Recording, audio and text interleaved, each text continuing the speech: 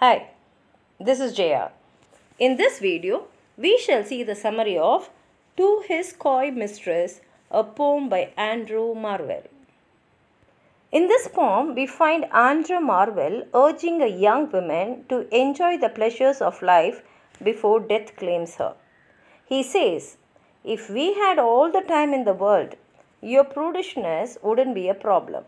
We should understand that coy means shyness. So he says, if all the time in this world was in our hands, then you can feel shy, you can even postpone things. And what we will do is we can sit together and decide how to spend the day. You would walk by the river Ganges in India and find rubies. I would walk by the river Humber in England and write my poems. I would love you from the very start of time, even before the biblical flood. You could refuse to consummate our relationship all the way until the apocalypse. So he says, if we are going to live as long as the world is going to be there, then from the beginning I am willing to wait till there is no end at all, because we are not going to die. My slow growing love would gradually become bigger than the largest empires, because as time passes, my love for you will only going to increase. I would spend 100 years praising your eyes and gazing at your forehead, and 200 years on each of your breasts. I would dedicate 30,000 years to the rest of your body and give an era of human history to each part of you. So he says, when we are immortal, we are going to live forever. And if we are going to be young forever, then I will dedicate thousands of years just to look at you, just to write poems about you. Lady, you deserve this kind of dedication, and I don't want to accept any lesser kind of love. And why I'm going to spend so many years only for you is, you are such a person that I'm willing to dedicate all my love to you, because I don't think there is anyone else who deserves so much love. But I am always aware of time, the way it flies by. But I know, I have seen how time flies. For us, the future will be a vast, unending desert for all of time, because as we age, our life will become like a desert. Your beauty will be lost. In the grave, my songs in praise of you will no longer be heard. See, once you lose your beauty, once you age, and once you die, and once you are put in the grave, I can still sing songs about you. I can still praise your beauty. I can still praise you. But since you are dead, you will not be able to hear my songs.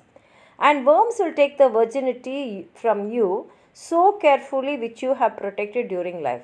You are avoiding me, you are not having any physical relationship with me. And this virginity which you are protecting so carefully will be eaten only by the worms. Your honor will turn to dust, and my desire will turn to ashes. So the honor which you are protecting will what happen? It will turn to dust. And I am longing for you, and all my desires also will turn to ashes. The grave may be a quiet private place, but no one has any physical relationship there. See, generally lovers will long for a quiet place and a private place where no one else is there. A grave is such a place, but definitely after death we cannot have any physical relationship. Therefore, while your beauty sits right at the surface of your skin, and every pore of your body exudes erotic passion, let's have physical relationship while we can. So he says, still you are beauty, you're so young. Now only is the time for us to be close together. Let's devote time like lovesick birds of prey, instead of lying about letting time eat away at us. So come, let's be like how the lovesick birds are, they will be together. But instead of that, what we are doing is we are allowing time to come and eat away us. Let's put together our strength and our sweetness and use it as a weapon against the iron gates of life. We may not be able to defeat time in this way, but at least we can make it work hard to take us. So he says, no one can defeat time. We can't fight against time, but we can make time to work for us. We can use this time and be happy. And that is what he says. Now let's see the poem. Had we but world enough and time, this coziness, lady, were no crime. So he says, if the world itself was there, and if time is not going to eat away our youth, then your shyness is not a crime. We would sit down and think which way to walk and pass our long love's day. Now, if we have all the time for us, if we are going to live from the beginning of the world to the end of the world, then we can sit and we can think about how all we can spend the day.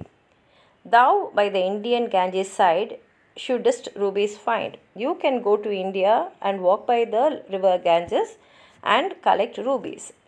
I by the tide of Humber would complain, and I will miss you because you are in India and I am in England. I am by the river Humber, and I will complain that I am missing you. I would love you 10 years before the flood, and you should, if you please, refuse till the conversion of the Jews. So, even before the great flood, he is mentioning the flood which caused Noah to collect all the species into a ship. And he says, I would have started loving you even before that, and we can wait even till the end of the world. My vegetable love should grow vaster than empires and more slow. Like how many empires have grown in all these years, my love. He says vegetable love because they have not yet started being very close. He says, my love for you will only grow, and it will grow more greater than the empires which are here. And 100 years should go to praise thine eyes, and on thy forehead gaze. 200 to adore each breast, but 30,000 to the rest, and 8 at least to every part. So he says, I'll spend so many years just admiring you, writing poems about you, just gazing at you. And the last age should show your heart. And he says, I will first love your physical appearance, and the last age I will start seeing your heart, because as years go by, we will come to understand each other and we will start loving each other for what we are. For lady, you deserve this state, nor would I love at lower rate, because you are such a person. I don't mind just admiring you for thousands of years, because you deserve that. And at the same time, since I am in love with you, you are such a great person, I don't want to shift my love from you to another person. Whoever it is, they'll be only lower than you. But at my back, I always hear time's winged chariot hurrying near. But I know very well, time passes very fast. And yonder all before us lie deserts of vast eternity. And what is going to happen is, now we are like spring. But soon we will reach an age where it will be like a desert, and that is the end. Thy beauty shall no more be found, you will lose your beauty. Nor in thy marble vault shall sound my echoing songs. And once you die, you will be in a grave which is covered with a marble vault. And how much ever I am going to sing for you, you will not be able to hear them. Then worms shall try that long preserved virginity, and your corned honor turn to dust, and into ashes all my lust. And the virginity which you are long preserving will be eaten by the worms, and your honor will turn to dust, and all my lust for you will turn into ashes. The grave's a fine and private place, but none, I think, do there embrace. The grave is a very nice place for lovers. I can come and get buried next to you, but definitely I will not be able to even embrace you. Now, therefore, while the youthful hue sits on thy skin like morning dew, and while thy willing soul transpires at every pore with instant fires, now let us sport us while we may. So he says, now is the time when you are in the prime of your youth, and your skin is glowing, and you are the one who I desire. So let's come, we will enjoy this youth.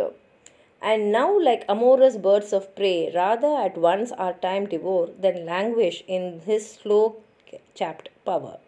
He says, like how the lovebirds are enjoying, let us also enjoy the time now, because this is the prime time. Let us roll all our strength and all our sweetness up into one ball, and tear our pleasures with rough strife through the iron gates of life. Thus, thou we cannot make our sun stand still, yet we will make him run. So he says we cannot make our time to stop for us, but definitely we can make the time run for us, and we can use the time which is given to us in this life. And here he ends the poem. If you have anything more to add on to what I've said, please write it in the comment box. Like the video, share it with your friends, and if you have not subscribed my channel, please subscribe and support. Thank you.